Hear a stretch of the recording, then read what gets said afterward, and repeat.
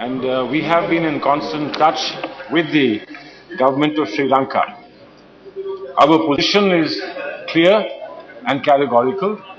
The issue of resettlement and rehabilitation is an issue of great concern. We are not only expressing our concern, but we have made. Please. Now it's being calculated. But we have made a specific effort, actually, from behalf of India to make the greatest contribution that we have made in any country. All right, Salman Khurshid there. Speaking about the Lankan issue, well, we do know that Sri Lanka is also trying to come and engage with India before the UN rights vote takes place. Today in Parliament, you will see DMK leaders along with their AIADMK MPs raising a storm in Parliament over the war crimes that have been taking place in Lanka. Good news is that all internally displaced persons, which were almost 300,000, have now been provided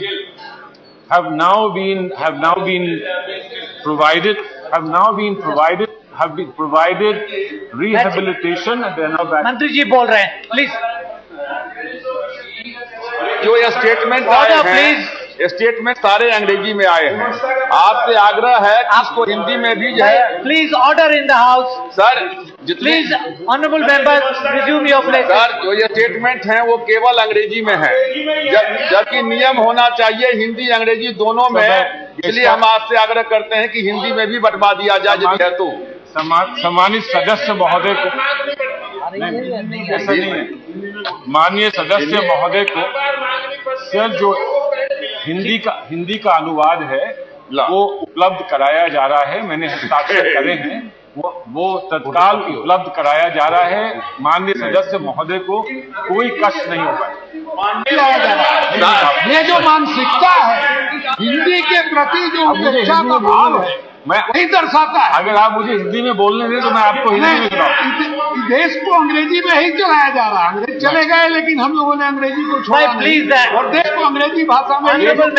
आप और हम देश को हिंदी में ही चलाएंगे। आप मुझे हिंदी में कहने दें, लेकिन मैं आपको एक बता दूं। No, let's.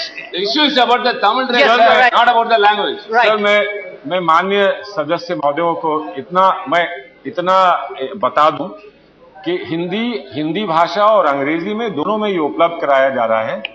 ये सही है कि बहुत सारे हमारे सदस्य यहाँ ऐसे भी हैं, सदस्यगण, माननीय सदस्यगण, जिनको शायद हिंदी की भाषा में पूरी बात शायद अच्छी तरह से उपलब्ध नहीं हो पाएगी, अंग्रेजी की अपेक्षा करते हैं, इसलिए हम अंग्रेजी में भी।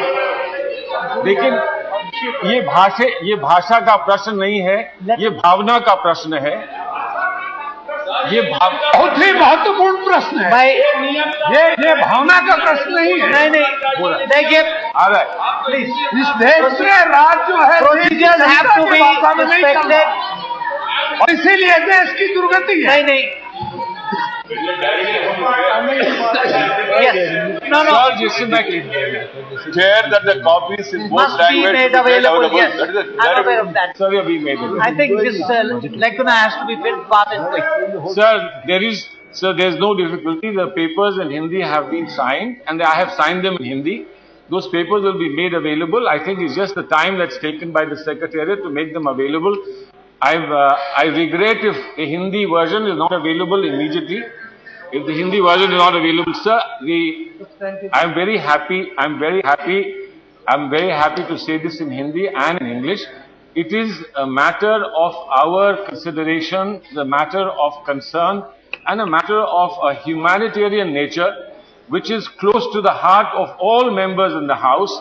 And therefore, I want to share with the House that the greatest humanitarian assistance that Government of India and India have provided to any country has been the assistance that we provided post the ending of hostilities in Sri Lanka and the unfortunate long story of pain and agony in Sri Lanka. At the end of that story, we stepped in to provide maximum humanitarian assistance, and the 300,000 IDPs, internally displaced persons, who were in various camps. The good news is that those camps in September last year have been finally those camps have been closed, and all internally displaced persons have been provided assistance to be rehabilitated. And our constant position was that they should be rehabilitated in their own properties and back where they belong in terms of their residence, in terms of their homestead, and in terms of their livelihoods.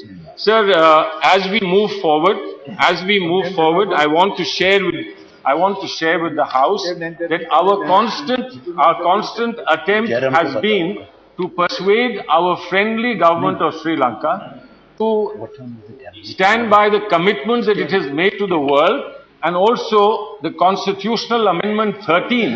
And in fact, we have attempted to persuade them to go beyond Amendment 13, which is called 13+, so that a full and final settlement can be made, which is equitable, which provides participatory democratic rights to all citizens of Sri Lanka, and which does not leave any ground for discrimination or disgruntlement that would once again become a scar on the democratic processes that are going forward. India fully supports the democratic processes, persuades constantly Sri Lankan government.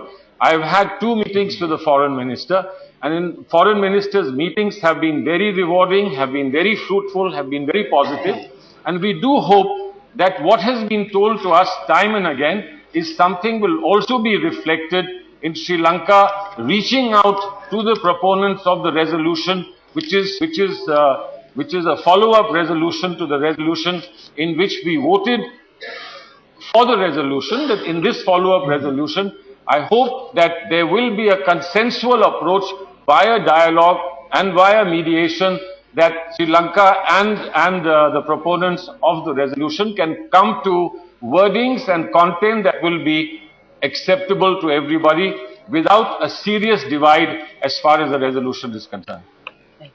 Dr. Maitreyan. Thank you, Mr. Chairman. At the outset, I am thankful to the members from various parties cutting across the spectrum who are going to participate in this call attention motion, giving to the world a picture of a united face of India to the aid of the suffering Tamils in Sri Lanka. Mr. Chairman, last year on the 14th March 2012, on the eve of the voting on the US-sponsored resolution on Sri Lanka in the United Nations Human Rights Council in Geneva, the then Minister of External Affairs, Mr. S.M. Krishna, made a suo motu statement in Rajya Sabha. 1 year has passed. The External Affairs Minister has changed. Instead of Mr. S.M. Krishna, we have now Mr. Salman Khurshid. But nothing has changed in Sri Lanka. In fact, it has gone from bad to worse. Today's statement by Mr. Salman Khurshid has more or less repeated the rhetoric of the last year's statement by Mr. S.M. Krishna, with only updates in statistics, which will not convince anyone. On 14th March 2012, Mr. S.M. Krishna, and I have his statement here, he assured the House that the objectives of the UPA government continue to remain the achievement of a future for a Tamil community in Sri Lanka that is marked by equality, dignity, justice and self-respect. In each and every one of these objectives, equality, dignity, justice and self-respect, the UPA government has failed miserably to achieve any result.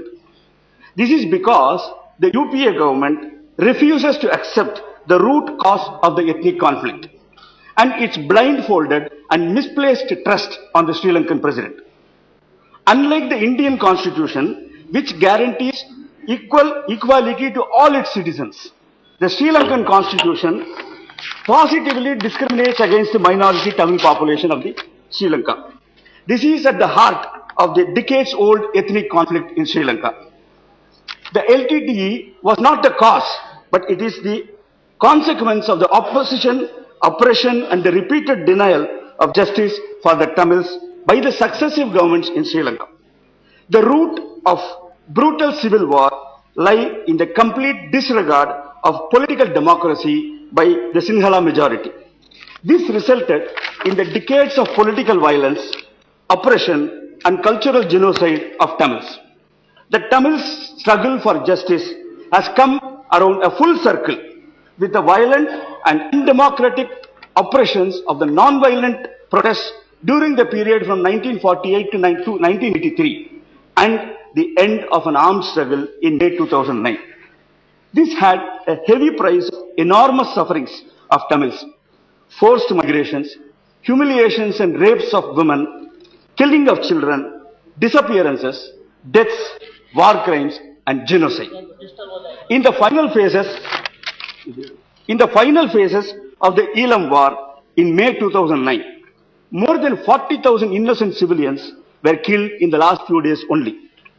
When the AIADMK government, under the leadership of Dr. Purachitha Levi, assumed power in Tamil Nadu in May 2011, the very first resolution passed by the Tamil Nadu Legislative Assembly was a unanimous resolution, including all political parties in Tamil Nadu, and urging the government of India to take the issue of war crimes to the United Nations and to declare those found guilty of these war crimes against Elam Tamils as war criminals and initiate action by working together with other nations for imposition of economic embargo on Sri Lanka. The UPA government did not even bother to respect the sentiments behind the Tamil Nadu Legislative Assembly resolution. Yielding to the massive outcry and seething anger across Tamil Nadu about the genocide in Sri Lanka, the UPA government was forced to support the US-sponsored resolution against Sri Lanka in the UNHRC in Geneva in March 2012. Even then, India bailed out Sri Lanka by diluting the impact of the resolution by softening its tone and tenor and contents. The March 2012 resolution was about the findings and implementation of the Lessons Learned Reconciliation Commission, LLRC, yet the resolution remains far from being addressed. The Sri Lankan government continued to rain hell on the Tamils in Sri Lanka since May 2009. The sufferings of Tamils continue without any respite even after May 2009, with the Sri Lankan government enforcing cultural genocide in the north and east, on the one hand with the growing presence of military and Sinhala settlements, and on the other hand with destruction and dislocation of historical and archaeological traces of socio-cultural evidences of Tamil identity in that region. The Sri Lankan government has accelerated and enhanced its agenda of silent cultural genocide of Tamils in the name of development of the north and the east. The massive and rapid Sinhala settlements in the north and east of Sri Lanka, it also exposes the intention of the Sri Lankan government in altering the demographic configuration of the natural, traditional Tamil homeland through force and intimidation. The UN High Commissioner for Human Rights, Navanitha Pillai, has observed about the lack of progress of the Sri Lankan government and the failure of LLRC in addressing the issue of war crimes and political accountability. The UN Human Rights Council is meeting again next week in Geneva. The United States has submitted its first draft of the resolution promoting reconciliation and accountability in Sri Lanka.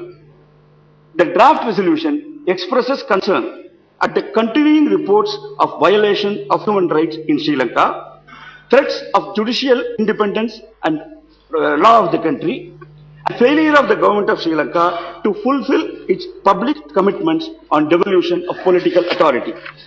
We have fresh sets of evidences for these concerns, and I am authenticating all of them to this House. The first is the Human Rights Watch report on sexual violence against Tamils by the Sri Lankan security forces even today. Caption, "We will teach you a lesson." This is a 147-page document.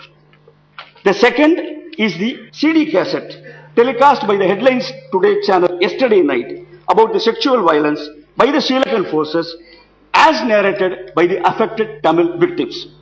The third is the CD cassette of the documentary No Fire Zone, The Killing Fields of Sri Lanka, documented by the Channel 4. And fourth, the heart-chilling photograph of the 12-year-old Balachandran, son of Prabhakaran, who was killed cold-blooded while the Sri Lankan army, in the Sri Lankan army custody. Calling Balachandran's killing a war crime, my party supremo, Dr. Purachita termed it an inhuman act, and the boy was killed and executed in cold blood just because he was Prabhakaran's son. She likened these war crimes to the days of Nazi's Germany of Hitler. The minister's statement, when he spoke eloquently about the historically friendly relations with the neighboring country.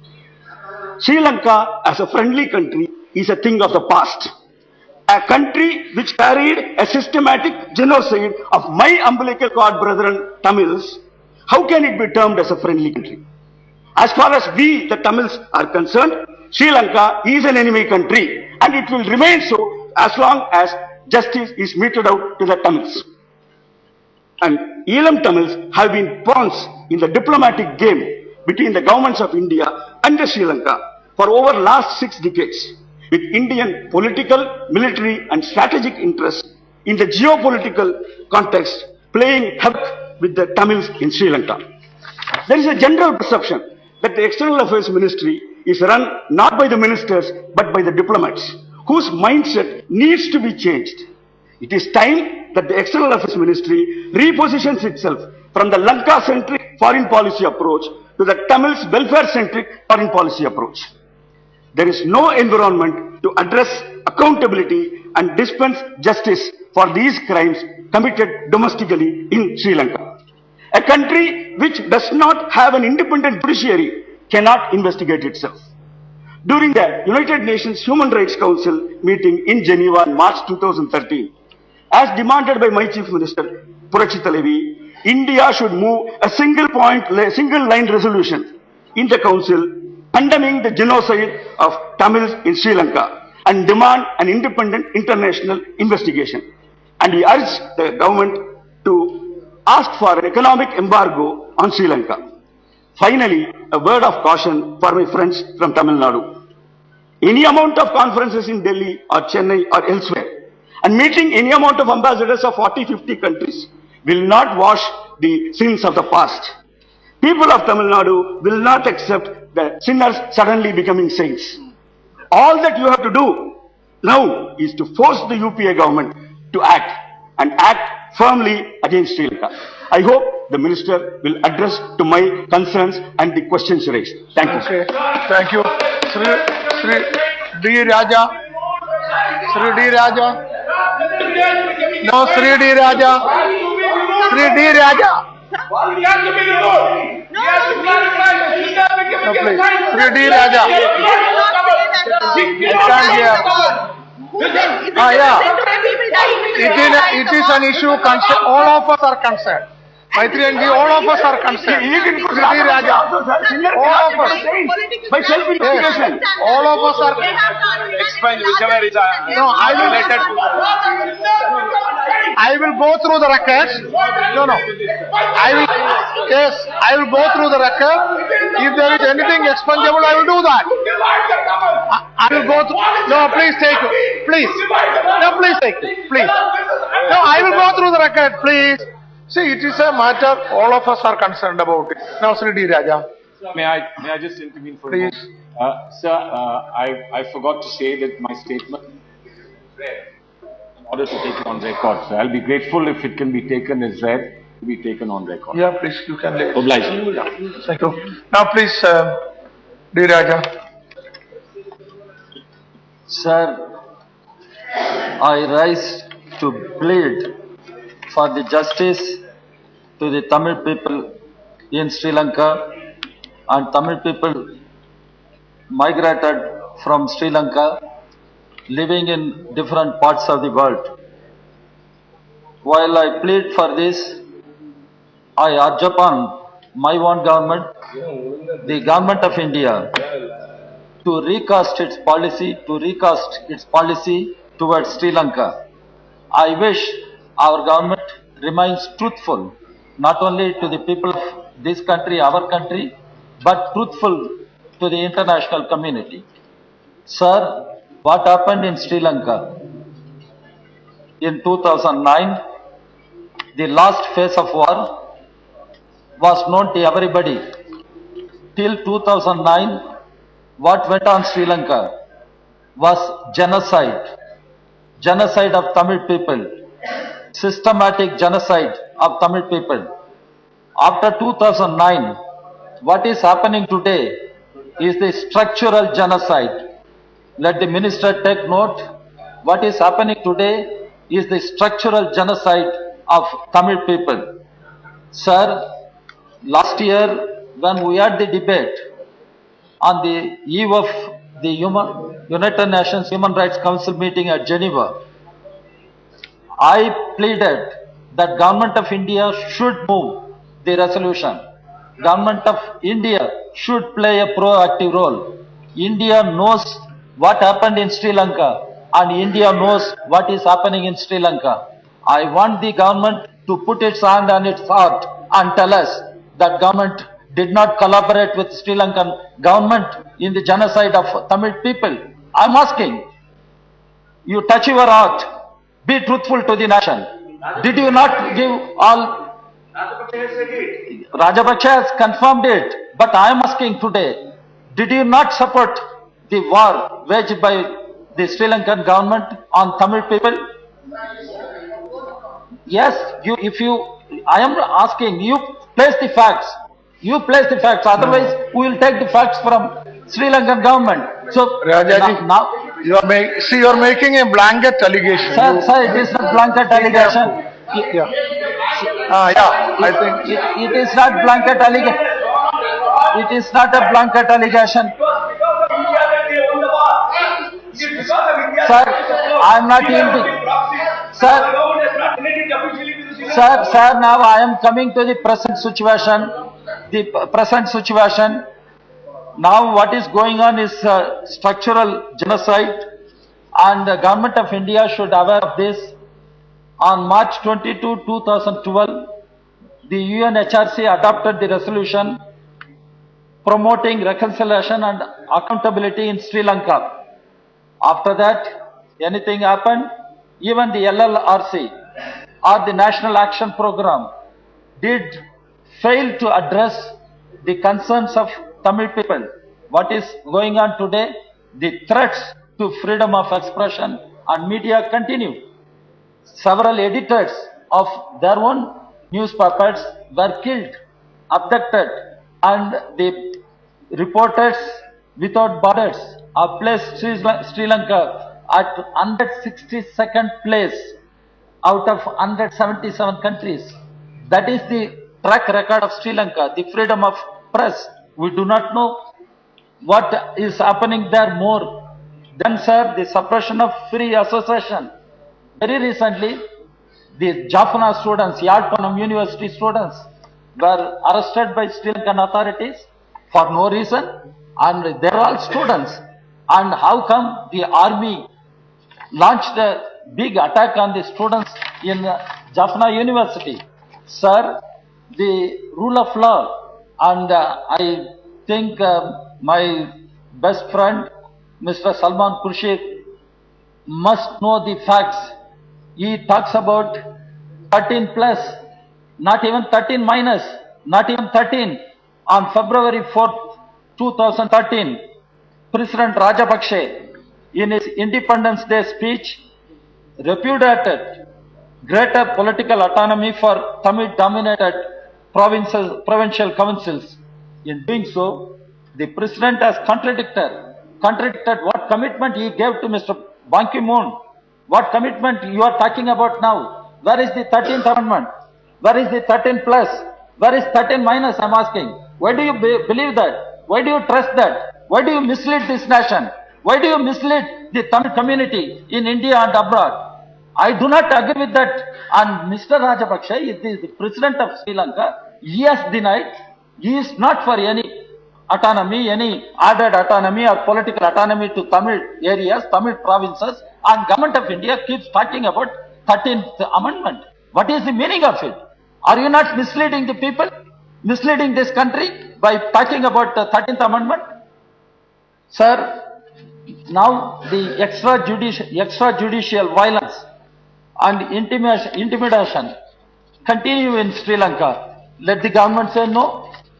Extrajudicial killings take place in Sri Lanka in big way. Enforced disappearances, sir. I can understand disappearance, but this is not disappearance. It is enforced disappearance, and people are taken away just like that. And what happens to them? How they are killed? Nobody knows. Thousands of people. It is not one or two cases, hundreds of cases, thousands of cases. It keeps happening. And torture, sir, unimaginable tortures. Even I have not come across such tortures. I have read the history of Nazism, what happened in Germany, even in the concentration camps of Hitler. We could not see such tortures. Such tortures are committed against Tamil people in Sri Lanka. The sexual exploitation, sir, my friend Maitreyan pointed out, sexual exploitation. The whole nation is agitated. The horrendous crimes committed against women. And look at Sri Lanka, sir. 90,000 war widows are there. 90,000, not one or two. What crime they committed? What sin the Tamil women in Sri Lanka committed? Why should they be subjected to such horrendous crimes of army ganging, army raping our women? It is not gang rape, it is army rape. What sort of civilization we are talking about, sir? In fact, I think Buddha is bleeding, sir. Buddha is not smiling in Sri Lanka. Buddha known for love and compassion. He bleeds. He sheds blood, not tears, just tears, sir. That is the situation in Sri Lanka. Sir, again, you talk about internally displaced people. What is happening to the internally displaced people? Can you give a fact sheet to us? Are you going by what Sri Lankan government tells you? What is the settlement for internally displaced people? Ask the Sri Lankan Tamils. They will tell you the tragic stories. How you can show some roads constructed by China, or you can show some houses constructed by the help given by India. It is not rehabilitation. It is not resettlement. And you cannot term them as rehabilitation and resettlement, sir. The internally displaced people still are passing through ordeals in Sri Lanka, sir. The whole traditional Tamil area, northern part of Sri Lanka, eastern part of Sri Lanka are under military occupation. It is a fact. It is known to everybody. It is under military occupation. Militarization is on increase, and singleization has become a reality today, and Tamil people are displaced. Their properties have been confiscated, their lands have been confiscated, and they cannot go and stay. And all Tamil symbols are destroyed. Tamil identities are destroyed. Their temples are destroyed. Their churches are destroyed. Sri Raja, please conclude. So these are the problems, sir. Please conclude. Genocide, the structural genocide continues, sir. Even elections are not free in Sri Lanka. They talk about elections to the provincial councils in northern part and eastern part. Even these elections are not fair, and one cannot vouch for these elections. Sir, in such a situation, what India should do? What India should do? I am asking my country, I am asking my government, what India should do. And we have the meeting in the forthcoming UNHRC meeting in Geneva. What India is going to do? And you are saying, let America and Sri Lanka talk to each other. Let them come to some amicable solution. Then we will be spectator. What is this, sir? There was a time when the whole world used to look at India. What position India takes on particular issue. It was a situation when Nehru was the president, prime minister of his country. Even when Madam Indira Gandhi was prime minister, the whole world used to look at India. What is the position of India on this issue in such a historic situation? Now you are saying, and sir, I feel... No, please conclude. Sir, I am concluding, please sir. Conclude. I think it is, I feel very much ashamed of this, sir. How come you say, let America, US and Sri Lanka talk to each other and you come to some understanding and we will be spectator. What is this, sir? You are letting down the nation. I accuse the Congress-led UPA 2 government. You are letting down this nation. And nation should stand firm in the Committee of Nations, in the international arena. Okay. Particularly on this issue, when you talk of genocide, you must be morally, ethically, you must stand upright and speak for the justice. Okay, please. And I urge upon the government, you take the initiative, you play a proactive role, you move a resolution, and if time demands, you should vote against the Sri Lanka, and you should demand an impartial international investigation into war crimes and human rights abuses, sir. And it is not just war crimes and human rights violations.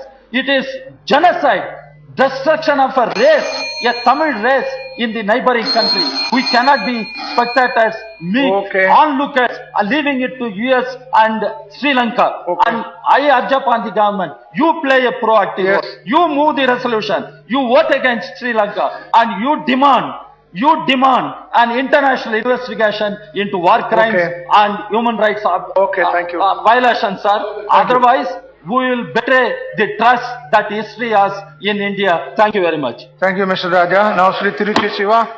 Sri Tiruchi Siva. Thank you, Mr. Deputy Chairman, sir. So, one more time. No, don't say like that. All are equal. Okay, please.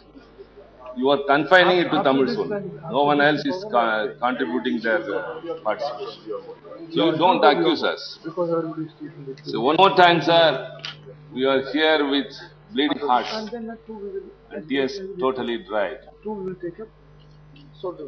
Sir, we are losing faith in this government of India as regard to this issue. We are very sorry to say this, because it is imperative on the part of government of India to have moved a resolution, the United States Human Rights Council.